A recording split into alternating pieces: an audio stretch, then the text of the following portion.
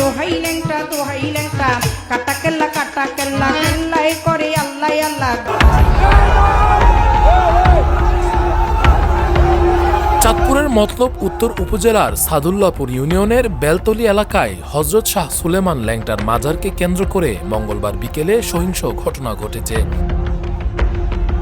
মাজারের প্রধান খাদেম মতিউর রহমান লাল মিয়াকে অজ্ঞাত একদল দুর্বৃত্ত দেশীয় ধারালো অস্ত্র দিয়ে আঘাত করলে তিনি গুরুতর আহত হন।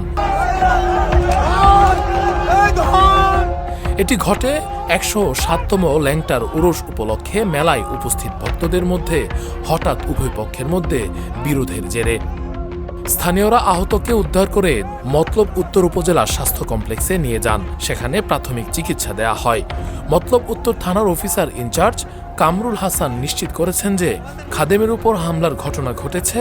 পুলিশ ঘটনাস্থলে পৌঁছে পরিস্থিতি নিয়ন্ত্রণে আনে এবং জড়িতদের শনাক্ত ও গ্রেফতারের চেষ্টা চলছে।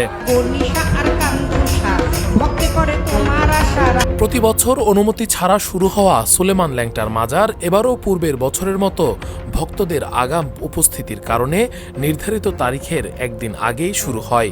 এই 7 দিনব্যাপী মেলায় সাধারণত 15 লাখের বেশি মানুষ সমাগম করেন। তবে মেলায় বিগত বছরগুলোতে প্রচুর গাঁজার দোকান বসে, যা এবারও ঝুপড়ির মতো তৈরি হচ্ছে।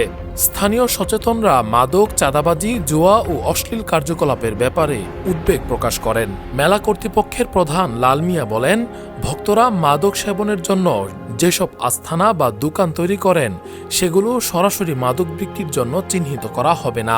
মেলার এলাকা ও নদীপথে প্রতিদিনে ট্রলার ও লঞ্চে যাত্রী ওঠানামা এবং নদীর তীরে বাঁশের বেড়া দিয়ে চাঁদাবাজি, জুয়া, চুরি, ছিনতাই, পকেটমারি সহ নানা অপরাধমূলক কার্যকলাপ বিগত বছরগুলোতে নিয়মিত দেখা গেছে।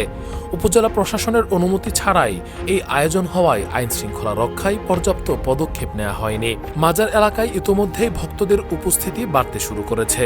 স্থানীয়রা আশঙ্কা করছেন মেলাকে কেন্দ্র করে এবারও মাদকের বাজার ও জুয়ার আসর বসতে পারে, যা পুরো এলাকায় অরাজকতা সৃষ্টি করতে পারে। রাকিবুল ইসলাম রইস, ফেস দ্য পিপল।